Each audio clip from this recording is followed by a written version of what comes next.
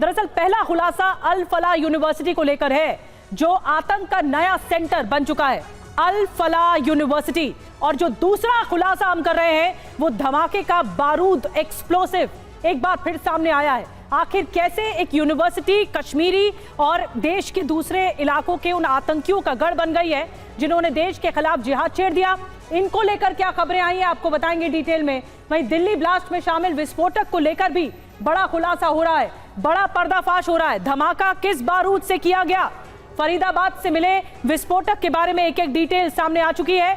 धमाका किस बारूद से किया गया ये आपको बताएंगे।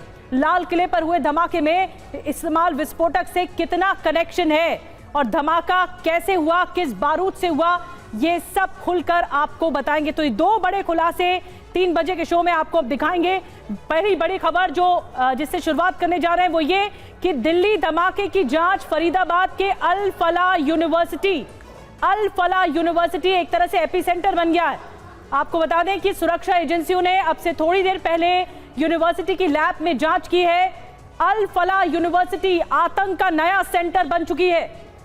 और बड़ी खबर बता दें कि विस्फोटक को लेकर दावा हो रहा है अमोनियम नाइट्रेट और फ्यूल का इस्तेमाल हुआ है विस्फोटक में। धमाके में डेटोनेटर का भी इस्तेमाल हुआ है। दिल्ली में ब्लास्ट का पैटर्न पहले से अलग रहा। तो देखिए ये बहुत बड़ी खबर है। यूनिवर्सिटी की लैब में जांच की गई, विस्फोट को लेकर लैब की जांच की गई है जिसमें स्टाफ से पूछताछ हुई है। अल फलाह लैब के स्टाफ से पूछताछ की गई है। यूनिवर्सिटी के 8 लोग हिरासत में लिए गए हैं। तो एक एक परतें खुलती जा रही हैं क्योंकि अल फलाह यूनिवर्सिटी से डॉक्टर उमर का ताल्लुक रहा और अल फलाह यूनिवर्सिटी से डॉक्टर शाहीन का ताल्लुक रहा। यही इन्वेस्टिगेशन का एक बड़ा हिस्सा है और ये लोग सब कनेक्टेड थे, ये लोग सब ग्रुप बनाकर कनेक्टेड थे। आपको बताते हैं कि दिल्ली कार ब्लास्ट में जो एक्सप्लोसिव खबर है, इन्वेस्टिगेशन लगातार ऑन है। अब तक क्या कुछ मिला आपको बता दें। पहली बड़ी बात, अमोनियम नाइट्रेट आईईडी में प्रमुख सामग्री का इस्तेमाल हुआ इस ब्लास्ट में। दूसरी बड़ी बात, इसका फ्यूल का भी इस्तेमाल किया गया इस धमाके में। धमाके का बूस्टर एजेंट बताया गया। आपको बताते हैं कि अल फलाह यूनिवर्सिटी से कई राज बेपर्दा हो सकते हैं। फरीदाबाद में ये यूनिवर्सिटी मौजूद है। 3 आतंकी इसी यूनिवर्सिटी में थे। Professor doctor Muzammil Shakeel university में प्रोफेसर रहा, डॉक्टर शाहीन शाहिद यूनिवर्सिटी में प्रोफेसर रही और डॉक्टर उमर अल फलाह यूनिवर्सिटी में प्रोफेसर रहा। ये तीनों डॉक्टर रहे और प्रोफेसर रहे, पढ़ाते रहे। यूनिवर्सिटी लैब में विस्फोटक बनाने का शक भी है। दिल्ली पुलिस की एक टीम यूनिवर्सिटी में इस वक्त मौजूद है। यूनिवर्सिटी के कुछ कर्मचारी हिरासत में लिए गए हैं, डिटेन किए गए हैं। तो जिस लैब में ऐसा बताया जा रहा है, संदेह है कि इसी लैब में विस्फोटक बनाया गया और उसके बाद अब इसी लैब में पहुंची है दिल्ली पुलिस की टीम जो कि जांच पड़ताल कर रही है। ये जो 3 डॉक्टर आरोपी डॉक्टर हैं, इन लोगों ने ऐसा है संदिग्ध तौर पर इस विस्फोटक को इसी लैब में, यूनिवर्सिटी के लैब में तैयार किया। और क्या क्या डिटेल में जानकारी मिल रही है, पुनीत लगातार हमें सुबह से अल फलाह यूनिवर्सिटी के बारे में बता रहे हैं, कैसे वहां पर टीम पहुंची है, जांच टीम पहुंची है। पुनीत, इस वक्त क्या हो रहा है? दिल्ली पुलिस की टीम अंदर मौजूद है, क्या क्या छानबीन की जा रही है? देखिए, दिल्ली पुलिस के साथ ही जो फरीदाबाद पुलिस है, एनआईए और जम्मू कश्मीर पुलिस इस यूनिवर्सिटी के अंदर मौजूद है। छात्रों से, जो वहां पे डॉक्टर्स हैं उनसे और जो स्टाफ कर्मचारी उनसे लगातार पूछताछ की जा रही है। इसके अलावा जो डॉक्टर उमर है उसके कमरे के साथ साथ ही आसपास के कमरे और फर्स्ट फ्लोर के सभी कमरों की तलाशी ली गई है। कुछ सामान भी पुलिस ने जब्त किया और बता रहे हैं कि 6 से 8 लोगों को फिलहाल डिटेन किया गया है। इसके अलावा जो वहां पर बता रहे हैं कि जो लैब है उस लैब की भी पूरी तरीके से जांच की जा रही है। शक किया जा रहा है कि आरडीएक्स या दूसरे किसी विस्फोटक या फिर जिस तरीके से चीजें मिली हुई है वो क्या उस लैब में तैयार की जा रही थी या उनको वहां पे डंप किया जा रहा था। तो लैब कुल मिलाकर के इस वक्त सबसे बड़े फोकस में है एनआईए के और जांच एजेंसियों के, जिसको लेकर के फिलहाल जांच की जा रही है। जी, बहुत बहुत धन्यवाद पुनीत। नजर बना के रखिए। अल फलाह यूनिवर्सिटी के बारे में बता रहे थे कि जो उसका लैब है वहां पर भी जांच पड़ताल आगे बढ़ रही है। और आपको बता दें कि दिल्ली ब्लास्ट में जो विस्फोटक इस्तेमाल हुआ उसको लेकर भी कई डिटेल सामने आ रही हैं। ये एक्सप्लोसिव खुलासे हैं क्योंकि अल फलाह यूनिवर्सिटी, कल भी जब पुनीत बता रहे थे फरीदाबाद से ये विस्फोटक बरामद हुआ। अब अल फलाह यूनिवर्सिटी इसके केंद्र में है। एनआईए की टीम जांच के लिए पहुंची है और संवाददाता पुनीत शर्मा की थोड़ी देर पहले की रिपोर्ट दिखाते हैं, वहां पर क्या हलचल थी।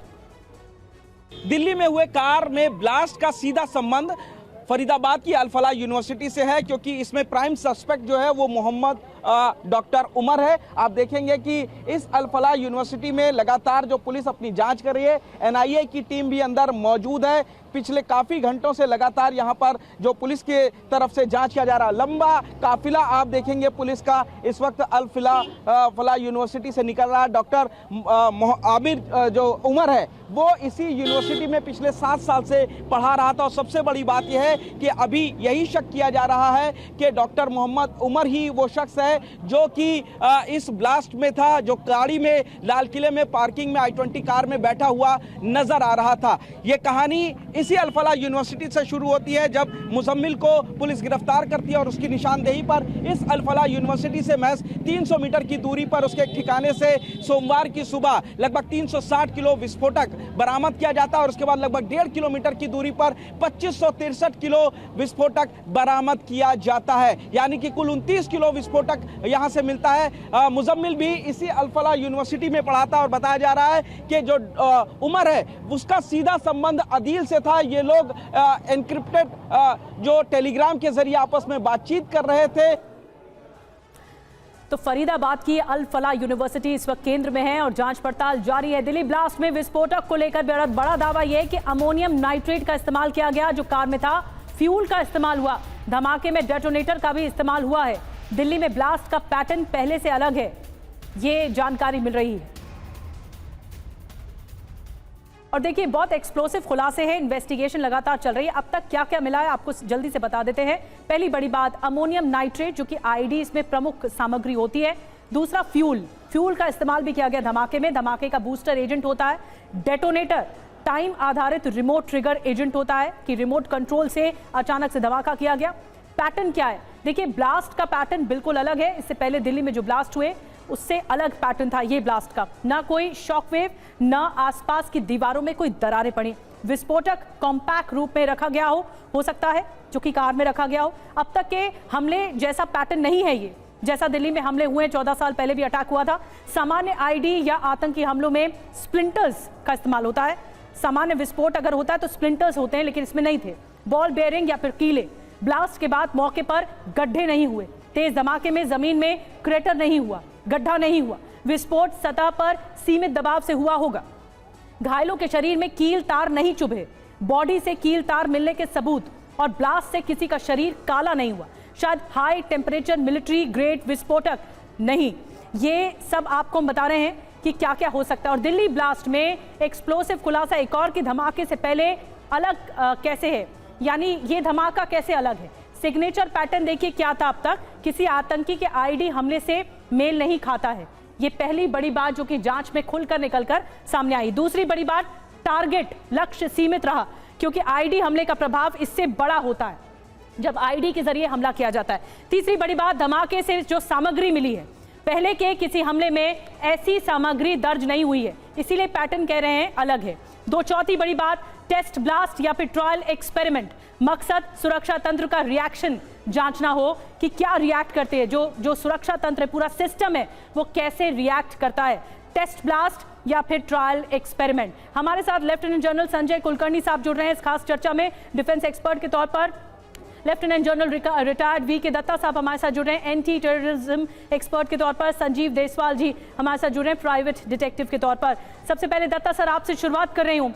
ये जिस तरह का एक्सपेरिमेंट हुआ है, जैसा कि हम बता रहे थे डिटेल में अपने इंफॉर्मेशन में, कि क्या ये ट्रायल एक्सपेरिमेंट के तौर पर, इससे पहले जो धमाके हुए दिल्ली में वहाँ पर ऐसा पैटर्न नहीं देखने को मिला जो अब देखने को मिला है।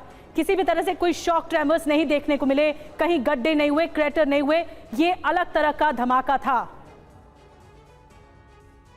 दत्ता सर देखिए, ऐसा है, आपके दर्शकों की जानकारी के लिए, अमोनियम नाइट्रेट को अगर हम हाई एक्सप्लोजिव में कन्वर्ट करते हैं उसके लिए हमको एक प्रोसेस करना पड़ता है।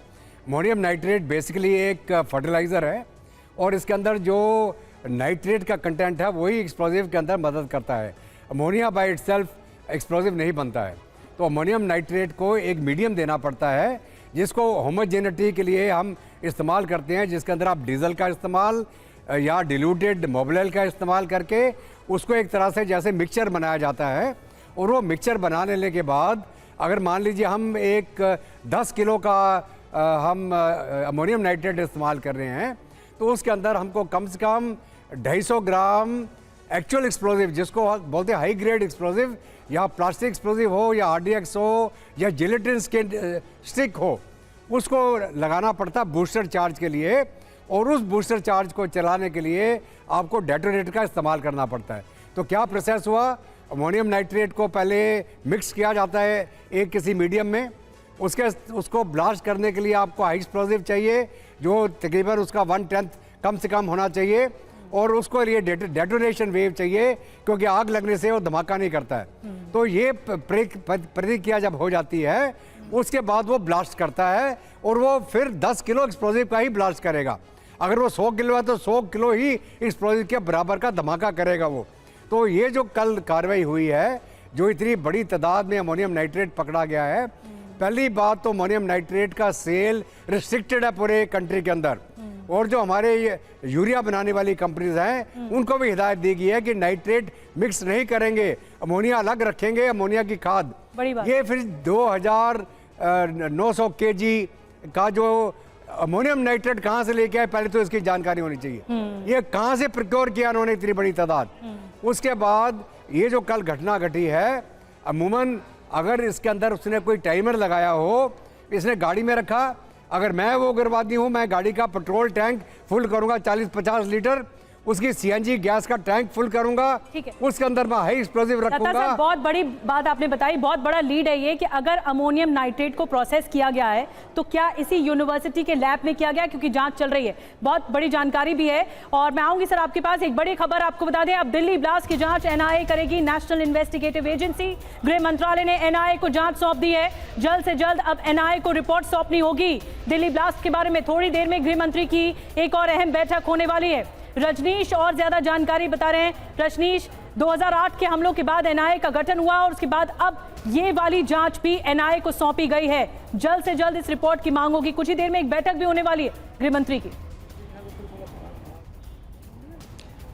बिल्कुल, देखिए दिन की ये दूसरी बड़ी बैठक है, अहम बैठक है, और गृह मंत्री अमित शाह उस बैठक की अध्यक्षता करने के लिए पहुंच चुके हैं। और सुबह हमने देखा था जिस तरीके से तमाम जो सुरक्षा एजेंसियां हैं उनके प्रमुख बैठक में बुलाए गए थे, दिल्ली पुलिस के कमिश्नर बुलाए गए थे। तो अभी भी तमाम जो आला अधिकारी हैं वो धीरे धीरे बैठक के लिए पहुंच रहे हैं। बहुत सारे अधिकारी पहले से यहाँ पर मौजूद हैं। और जिस तरीके से खबरें सामने आई है, जो जानकारी सामने आई है, NIA अब इस पूरे घटना का इन्वेस्टिगेशन करेगी। तो कहीं ना कहीं आप ये कह सकते हैं कि ये पूरी तरह से एक्ट ऑफ टेरर है, ये आतंकवादी घटना थी।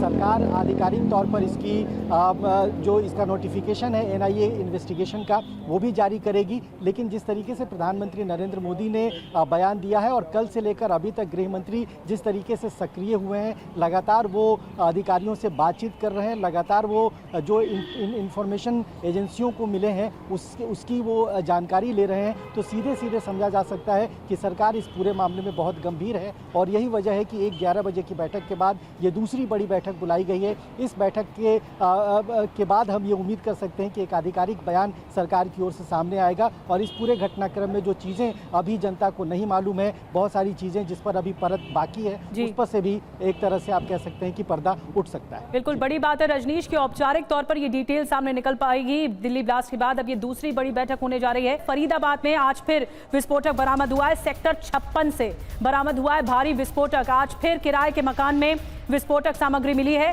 बल्लभगढ़ में रहता है मकान मालिक और पिछले 2 दिनों में 2900 किलो विस्फोटक बरामद हुआ है। जो कि सबसे ज्यादा चिंता की बात यह है, मुज़्ज़मिल के ठिकानों से विस्फोटक बरामद किया गया है। अब कई सवाल हैं जो इस ब्लास्ट के बाद खड़े होते हैं। क्या ये कंट्रोल्ड IED या फिर केमिकल विस्फोटक का परीक्षण था? क्या अमोनियम नाइट्रेट फ्यूल डेटोनेटर से लो इंटेंसिटी रखा गया? क्या ये जैश जैसे आतंकी संगठन का ट्रायल रन मॉड्यूल था? क्या ये जैश का ही मॉड्यूल था? क्या विस्फोटक को अल फलाह यूनिवर्सिटी के लैब में तैयार किया गया? ये बहुत महत्वपूर्ण सवाल है। कुलकर्णी साहब, मैं आपके पास आ रही हूँ। अगर इन सवालों का आप जवाब देने की कोशिश करें तो क्या वाकई ये कनेक्शन मिलता है कि यही थ्योरी पर काम किया गया हो, आतंकी मॉड्यूलों के जरिए, या फरीदाबाद मॉड्यूल हो, या फिर लो इंटेंसिटी जानबूझ के रखा गया हो ताकि डराने की कोशिश हो, या फिर प्लान कुछ और था, हो कुछ और गया? निधि, बहुत बहुत धन्यवाद। लेकिन ये सोचने की बात है, अगर मैं आपका ध्यान ले जाऊं, यहाँ पे 2900 किलो अपने को एमोनिया नाइट्रेट मिला, जिसका जनरल दत्ता साहब ने बहुत अच्छी तरीके से समझाया कि किस तरीके से उसको बोलते हैं ANFO, यानी कि एमोनिया नाइट्रेट फ्यूल ऑयल के साथ मिलकर के उसको डेटोनेट किया जाता है। लेकिन अगर मैं आपका ध्यान ले जाऊं 2020 जिसमें बेरूट में जो धमाका हुआ था, उसमें 2950 टन जो इस्तेमाल किया गया, जो शिपयार्ड में था बेरूट के, जिसमें 3 लाख लोग बेघर हुए। ये शॉकवेव में जाता है। इसका इसीलिए आप जैसे बता रही हैं स्प्लिंटर्स नहीं हुए, ये शॉक वेव में जाता है, और उस शॉक वेव के कारण ये जो जितना नुकसान हुआ, जो गाड़ियों को आग लगी, बाकी बस को आग लगी, अपने कार्स में या फिर ई-स्कूटर्स में या 3 व्हीलर्स में ये जो आग लगी और लोग मारे गए, यही कारण था। और ये कोई बड़ी मुश्किल नहीं है इसको बनाना। इसलिए आज भी देश के अंदर जब 45% से ज़्यादा इसमें एक्सप्लोसिव कंटेंट होता है, तो जैसे बता रहे थे दत्ता साहब, एमोनिया और नाइट्रेट को अलग अलग, ये फर्टिलाइज़र है जिसका इस्तेमाल हम खाना बना अपने फूड ग्रेन प्रोडक्शन में इस्तेमाल करते हैं, नहीं तो हम इस तरीके से उसका विध्वंसक इस्तेमाल जो हम कहते हैं वो हम कर रहे हैं। लेकिन सवाल ये है कि एमोनिया नाइट्रेट जैसे आप पूछ रही हैं, अल फलाह यूनिवर्सिटी में पिछले 7 साल से ये तीनों लोग, जिसमें लेडी डॉक्टर शामिल, वो हैं वहाँ पर, ये दर्शाता है कि अल फलाह यूनिवर्सिटी एक शक के दायरे में आता है। उनके लेबॉरेटरी में इस तरह के टेस्ट किए जा रहे थे। यही नहीं, गुजरात में भी जो डॉक्टर जिसने चीन में अपना MBBS किया, वो भी पॉइजन जो है वो कैस्टर ऑयल से निकालने की कोशिश कर रहा है। मतलब कहीं ना कहीं एक बड़ा सा मॉड्यूल काम कर रहा था हिंदुस्तान में। उम्मीद करता हूँ अब इसके बाद NIA की जो जानकारी से पता चलेगा कहाँ कहाँ पे लोग हैं, लेकिन इसमें कोई शक नहीं कि इस तरह का। बिल्कुल कुलकर्णी सर, एक तरफ तो जो स्टाफ मेंबर्स हैं अल फलाह यूनिवर्सिटी के, वो भी जांच के दायरे में होंगे, वहाँ का लैब, वहाँ का स्टाफ, वहाँ का पूरा यूनिवर्सिटी का जो कार्यालय है वो भी, ये सब जांच का विषय है जहाँ पर टीम पहुंची हुई है। और एक और बड़ी खबर है, संजीव देसवाल जी भी हमारे साथ मौजूद है, उनके पास जाएं, लेकिन बड़ी खबर बताते हैं, फरीदाबाद में आज फिर विस्फोटक बरामद हुआ है। फरीदाबाद से लगातार विस्फोटक बरामद हो रहा है, आज फिर बरामद हुआ है। सेक्टर 56 से बरामद हुआ है भारी विस्फोटक। आज फिर किराए के मकान में विस्फोटक मिला है और वल्लभगढ़ में रहता है मकान मालिक। एक रिपोर्ट दिखाते हैं हमारे सहयोगी पुनीत शर्मा की। फरीदाबाद में भी सर्च ऑपरेशन चलाया जा रहा है और आज फरीदाबाद के सेक्टर 56 के प्रताप नगर 2 इलाके के इस मकान में जो पुलिसकर्मी पहुंचे और यहां से उनको बड़ी मात्रा में बारूद मिला है। पुलिस ने यहां से 2 लोगों को हिरासत में भी लिया। हालांकि फरीदाबाद के पुलिस कमिश्नर का कहना है कि ये जो बारूद है वो शादी ब्याह में पटाखे में इस्तेमाल होने वाला बारूद है, लेकिन फिलहाल इस कई बोरे में जो बारूद है उसको भर करके पुलिस यहां से ले गई है। 2 लोगों को पुलिस ने हिरासत में लिया है। दरअसल ये जो मकान है वो मुकेश शर्मा नाम के शख्स का है, जो कि बल्लभगढ़ में रहते हैं और उनके कई सेक्टरों में अलग अलग जगहों पे मकान है जो किराए पर दिए हुए थे। इलाके के लोगों का कहना है कि सुबह तकरीबन 10 बजे के आसपास जो फरीदाबाद पुलिस थी वो यहां पर पहुंची थी, उन्होंने जांच की और उसके बाद यहां पर बोरों में बड़ी मात्रा में जो बारूद था उसको रिकवर किया है। हालांकि फरीदाबाद पुलिस का यह भी कहना है कि जो धाराओं के तहत उनके खिलाफ कानूनी कार्रवाई की जाएगी। पूरे बारूद को जब्त कर लिया गया है, 2 लोगों को हिरासत में लिया, लेकिन तमाम सवाल खड़े हो रहे हैं क्योंकि सोमवार को ही फरीदाबाद इलाके से 2900 किलो विस्फोटक 2 अलग अलग जगहों से बरामद किया गया था और आज भी सुबह से पुलिस सर्च ऑपरेशन चला रही है जिसके तहत ये बारूद बरामद किया गया। अब ये किस तरीके का विस्फोटक है ये पुलिस जांच के बाद बताएगी। कैमरामैन अमित के साथ पुनीत शर्मा, TV9 भारतवर्ष, फरीदाबाद। तो पुनीत शर्मा की रिपोर्ट आपने उस जगह से देखी जहां पर फरीदाबाद में एक बार फिर विस्फोटक बरामद हुआ है। एक और बड़ी खबर है, धमाके वाली कार का पुराना वीडियो सामने आया है जिस कार में धमाका हुआ। अक्टूबर में पोल्यूशन चेक कराने के वक्त का ये वीडियो सामने आया है। 29 अक्टूबर को खरीदी गई थी i20 कार और प्रदूषण के चेक कराने के वक्त 3 लोग इसमें मौजूद थे।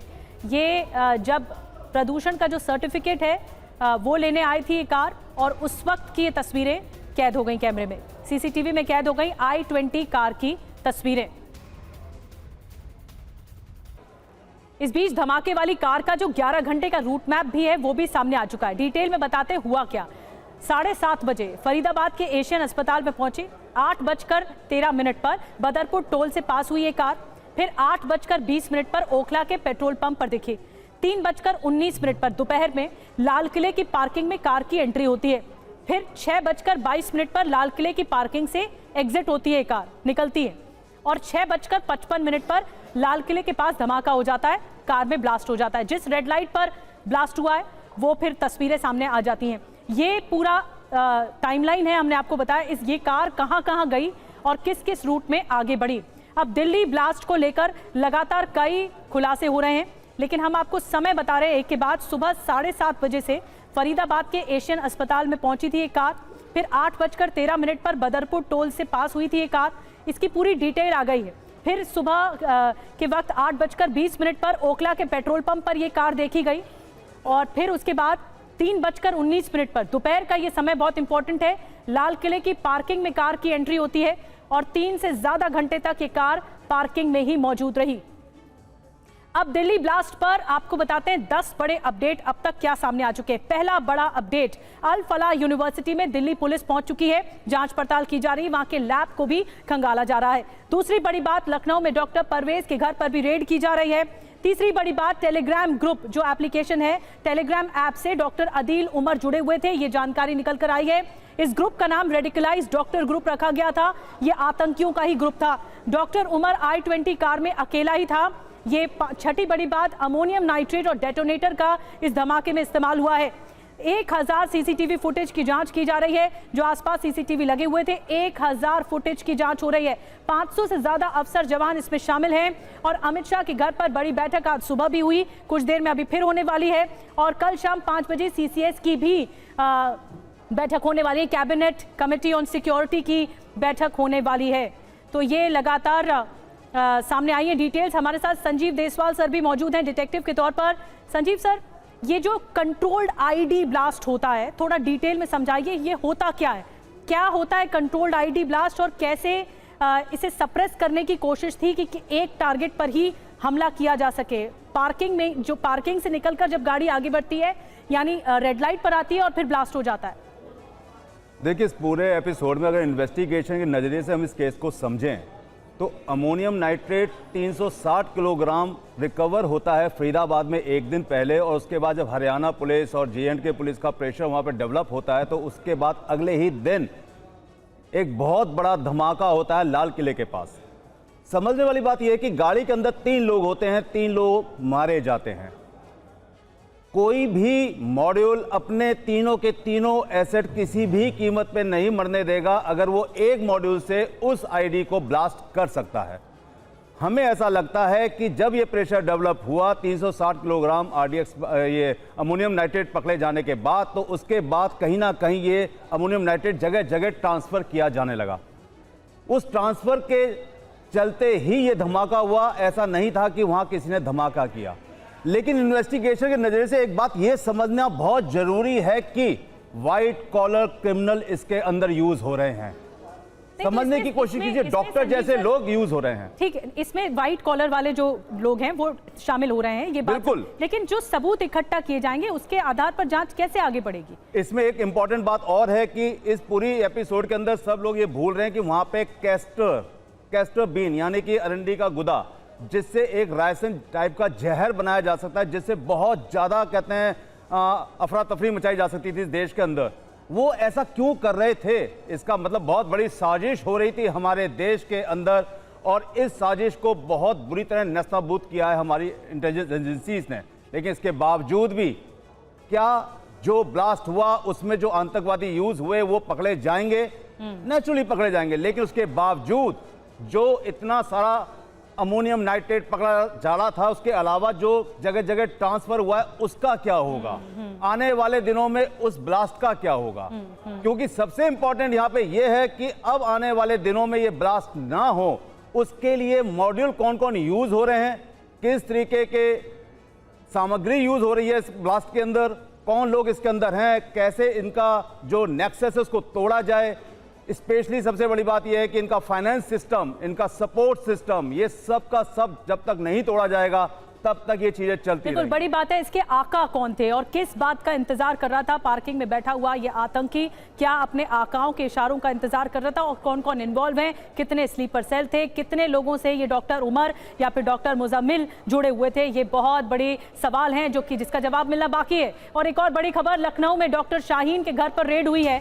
डॉक्टर शाहीन इस वक्त गिरफ्त में है। यूपी एटीएस ने शाहीन के घर की रेड की है। आतंकी मुजम्मिल की दोस्त है शाहीन, ये भी अल फलाह यूनिवर्सिटी में काम करती रही। अब शाहीन के ठिकानों पर लगातार छापेमारी की जा रही है। एंटी टेररिस्ट स्क्वाड जो है वो लगातार रेड कर रही है।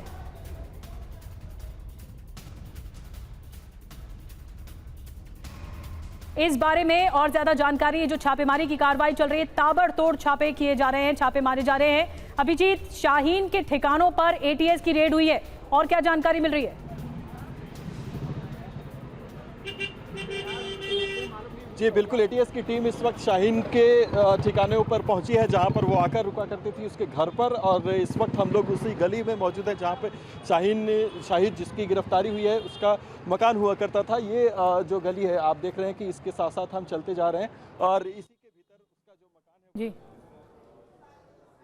और उसके बाद तमाम जानकारी यहाँ से भी लेने की कोशिश जो है वो लगातार की जा रही है। तो अभी जो जानकारी हमें सामने आ रही है कि लगातार जो यूपी एटीएस की और जो पुलिस टीम की रेड जो सुबह से लगातार पड़ रही थी उसमें परवेज अंसारी, उसके बाद फिर शाहीन सामने आप देखिए कि पुलिस अधिकारी की भी तैनाती आपको दिखाई देगी और इसी जगह पर वो मकान बताया जा रहा है। हम लगातार उसी तरफ बढ़ रहे हैं और ताबड़तोड़ एक्शन आज यूपी में चारों तरफ से देखने को मिल रहा है और उसी कड़ी में शाहिद के घर की जो तलाशी है वो लेने के लिए पुलिस की टीम यहाँ पर पहुँची है और हम उसी जगह पर इस वक्त पहुँचने की कोशिश कर रहे हैं।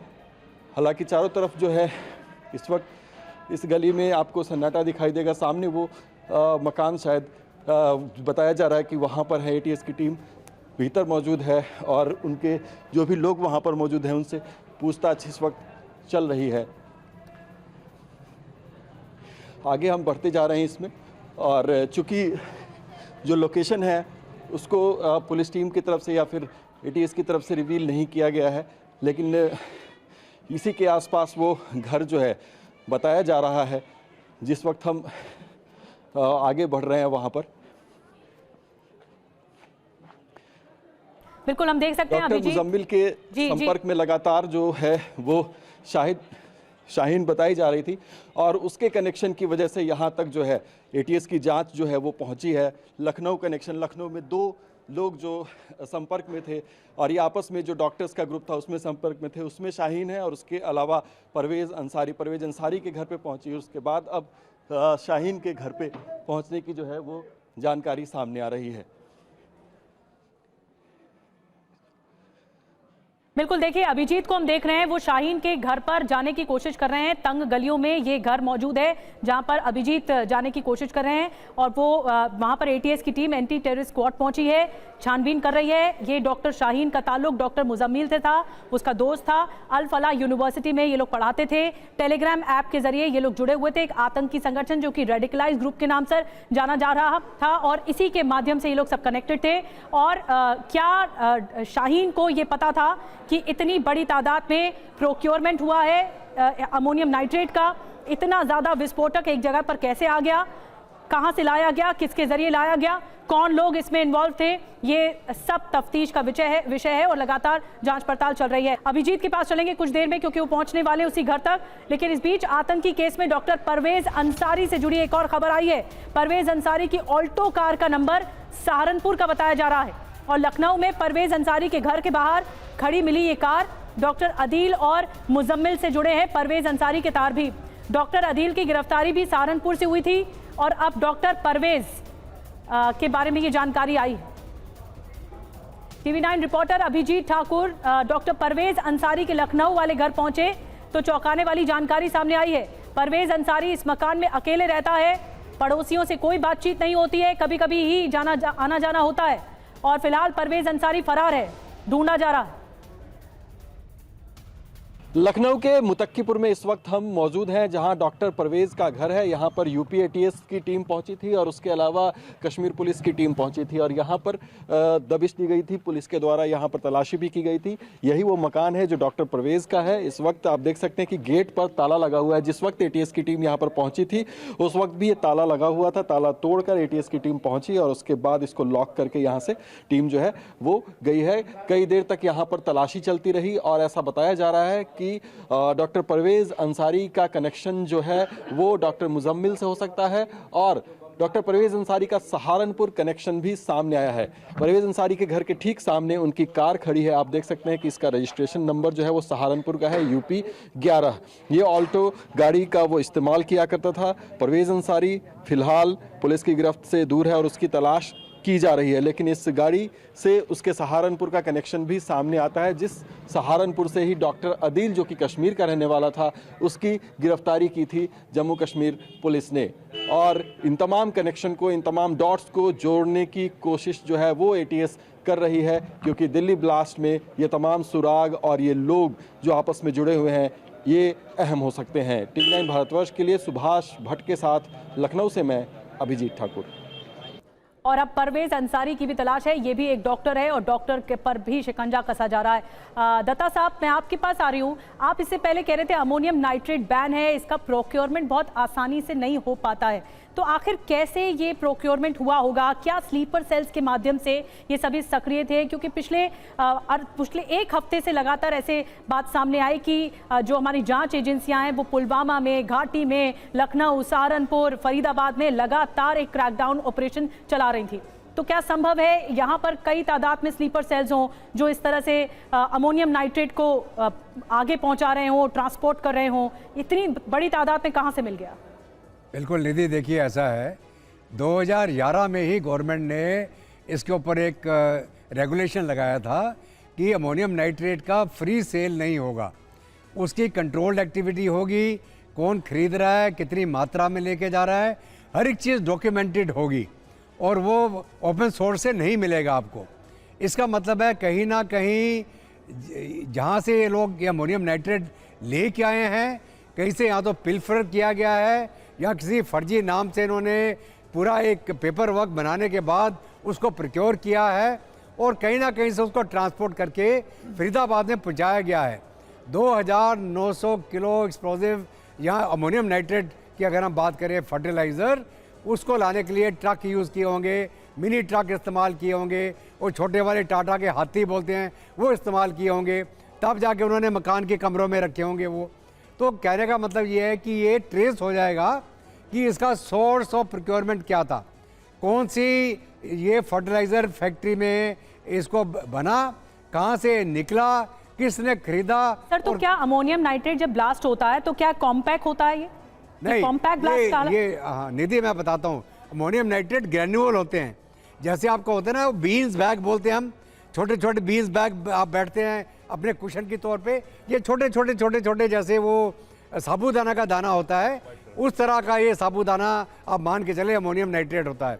और उसको होमोजेनियस बनाने के लिए जो मैंने आपको पहले भी बताया, किसी मीडियम का इस्तेमाल करना पड़ता है ताकि वो कम्पैक्ट हो जाए।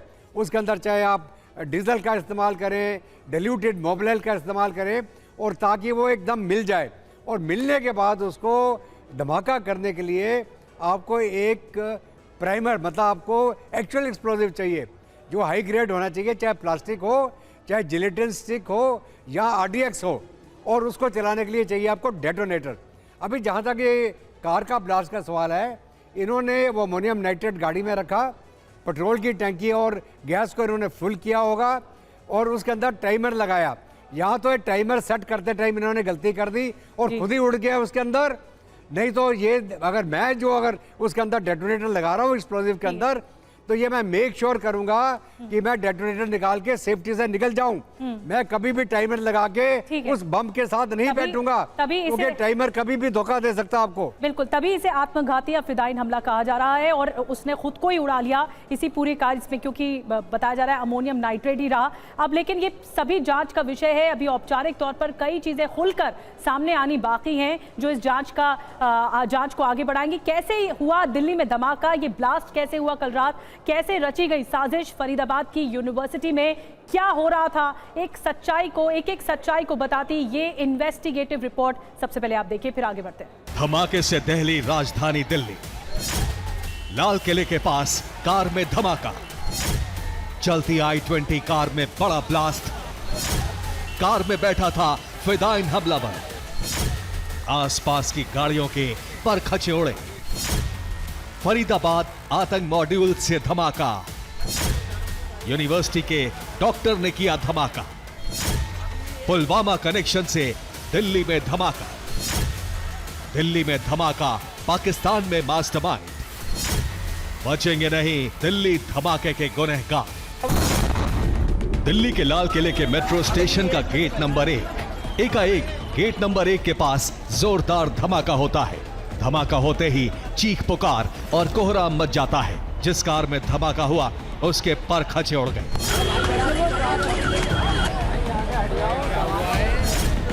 धमाका इतना जबरदस्त था कि आसपास की गाड़ियां भी उसकी चपेट में आ गई। इस भीषण धमाके में कई लोगों की मौके पर ही मौत हो गई और कईयों की हालत गंभीर है। ये कोई आम धमाका नहीं था। ये धमाका दिल्ली को दहलाने के लिए किया गया। जांच आगे बढ़ी तो चौंकाने वाले पर्दाफाश हुए। जांच एजेंसियों को शक है कि ये एक आत्मघाती हमला था। धमाके के लिए भारी मात्रा में विस्फोटक का इस्तेमाल किया गया था। ये चेहरा उस शख्स का है जिसने इस धमाके को अंजाम दिया। नाम है डॉक्टर उमर नबी। शक है कि डॉक्टर उमर एक आत्मघाती हमलावर था जिसने इस धमाके को अंजाम दिया। I-20 कार फरीदाबाद से बदरपुर के रास्ते दिल्ली पहुंची। लाल किले की पार्किंग में दोपहर 3:19 पर घुसी और वहां तकरीबन 3.5 घंटे तक रही। इसके बाद यह कार 6:48 पर पार्किंग से बाहर निकली, जिसमें डॉक्टर उमर सवार था। फिर इस कार में 6:55 पर धमाका हो गया, जिसमें कई लोगों की मौत हो गई। जांच में इस बात का खुलासा हुआ कि धमाके में अमोनियम नाइट्रेट और डेटोनेटर का इस्तेमाल किया गया। साथ ही इस ब्लास्ट का फरीदाबाद आतंक मॉड्यूल भी सामने आया, क्योंकि धमाके का मुख्य आरोपी डॉक्टर उमर फरीदाबाद आतंक मॉड्यूल से जुड़ा था।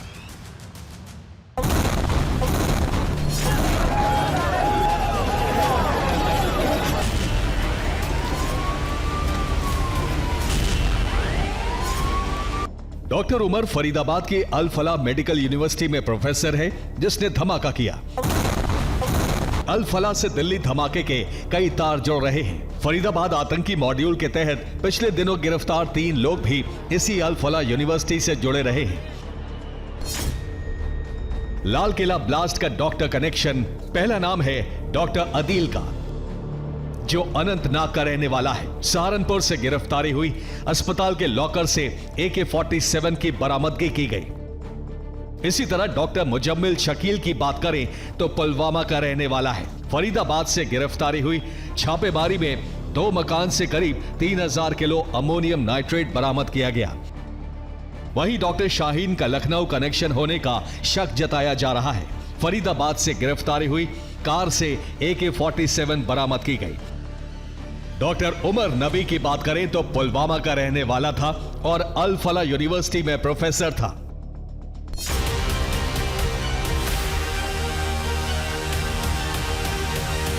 दिल्ली में लाल किले के बाहर हुए ब्लास्ट के तार आखिरकार फरीदाबाद से जुड़ते हुए नजर आ रहे हैं। जिस I-20 कार में ब्लास्ट हुआ था उसको डॉक्टर उमर चला रहा था। वही डॉक्टर उमर जो इस फरीदाबाद की अल फलाह यूनिवर्सिटी में पढ़ाता था।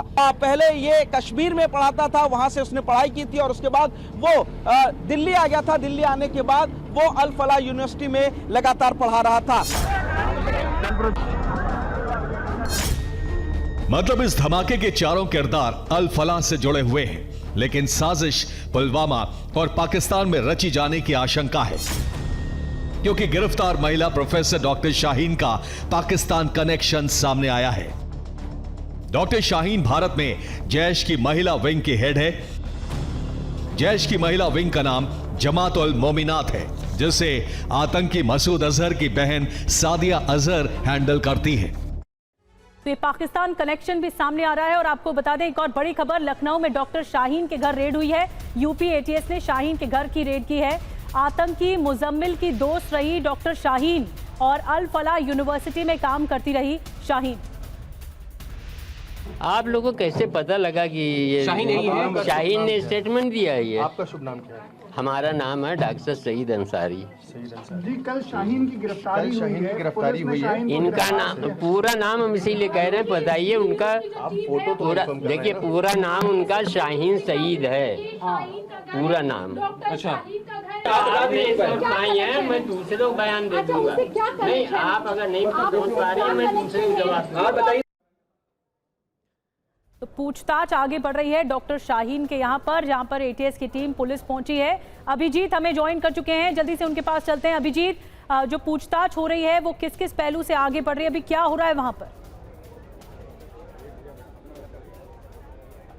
देखिए, लगातार नए इन्फॉर्मेशन सामने आ रहे हैं। इस वक्त की सबसे बड़ी जानकारी ये है कि शाहीन शहीद के घर पर एटीएस की पूरी टीम जो है और पुलिस अधिकारियों की टीम यहाँ पर पहुंची है। काफ़ी चहल पहल आपको यहाँ पर दिखाई देगी। और उससे भी बड़ी जानकारी जो कि शाहीन के पिता ने बातचीत में दी है वो ये कि परवेज अंसारी, जिसके घर पर रेड हुई थी सुबह, जम्मू कश्मीर की पुलिस और एटीएस की ज्वाइंट रेड जिसके घर पर, मकान पर हुई थी, जहाँ की तस्वीरें भी हमने आपको दिखाई, वो शाहीन का ही भाई है। यानी भाई और बहन दोनों इस नेटवर्क से जुड़े हुए थे। इस तरह की जानकारी सामने आ रही है। परवेज की तलाश फिलहाल पुलिस कर रही है और अब शाहीन के घर पर यहां पर पहुंची है एटीएस की टीम। हालांकि शाहीन के पिता का कहना है कि बहुत पहले वो यहां से चली गई थी, लेकिन उसके बावजूद यहां पर उसका आना जाना निश्चित तौर पर था और इसी वजह से यहां पर एटीएस की टीम और पुलिस की टीम पहुंची है। परवेज अंसारी की अभी भी तलाश है और उसके पिता ने खुद ये स्वीकार किया है कि उनका सबसे छोटा बेटा परवेज अंसारी है और वो यहाँ घर से अलग रहता है। जहाँ पर, जिस लोकेशन पर से हमने परवेज अंसारी का मकान दिखाया था, वहां पर परवेज अंसारी रहा करता था और भाई और बहन दोनों इस नेटवर्क से जुड़े हुए थे। एक बड़ी जानकारी ये सामने आ रही है, यानी कि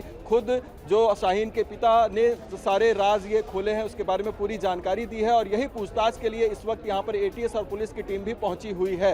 आसपास में आप देखेंगे कि लोगों का जमावड़ा लगा हुआ है और संकरी गलियों से होते हुए आप देखेंगे कि एक छोटा सा कोने पे मकान, आपको पीले रंग का जो मकान दिख रहा है वही शाहीद का मकान है और इस वक्त वहाँ पर सामने पुलिस की घेराबंदी है। अंदर एटीएस की टीम जो है वो मौजूद है, उनके पिता घर पर मौजूद है, उनके पिता से इस वक्त बातचीत कर रही है, पूछताछ कर रही है और तमाम उन पहलुओं को तलाशने की कोशिश कर रही है जिसमें शाहीन की इन्वॉल्वमेंट जो है इस पूरे नेटवर्क से हो सकती है, उसकी क्या भूमिका हो सकती है और तमाम ऐसी जानकारियों को इकट्ठा करने की कोशिश एटीएस के द्वारा लगातार यहाँ पर की जा रही है। जी अभिजीत, आप बता रहे हैं परवेज अंसारी भाई है और दोनों भाई बहन इसमें इन्वॉल्व थे, बहुत बड़ी जानकारी आप दे रहे हैं।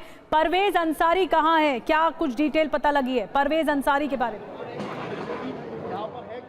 परवेज अंसारी की तलाश में लगातार पुलिस उसके कई ठिकानों के बारे में जो जानकारी मिली है उस पर दबिश दे रहे हैं और ये भी एक बड़ी जानकारी सामने आ रही है कि जब शाहीन की गिरफ्तारी हुई उसके बाद ही परवेज के बारे में भी इस बात का खुलासा हुआ। जिस नेटवर्क के माध्यम से उनकी बातचीत होती थी, जिस ऐप के माध्यम से बातचीत होती थी, उस लिस्ट में, उस ग्रुप में परवेज का भी नाम जुड़ा हुआ था और पुलिस और एटीएस की टीम इस वक्त तमाम उन लोगों को ढूंढने की कोशिश कर रही है, उनसे बातचीत करने की कोशिश कर रही है, उनको उठाने की कोशिश कर रही है जो लोग इस नेटवर्क से जुड़े हुए थे, उस ग्रुप का हिस्सा थे, उस चैट बॉक्स का हिस्सा थे।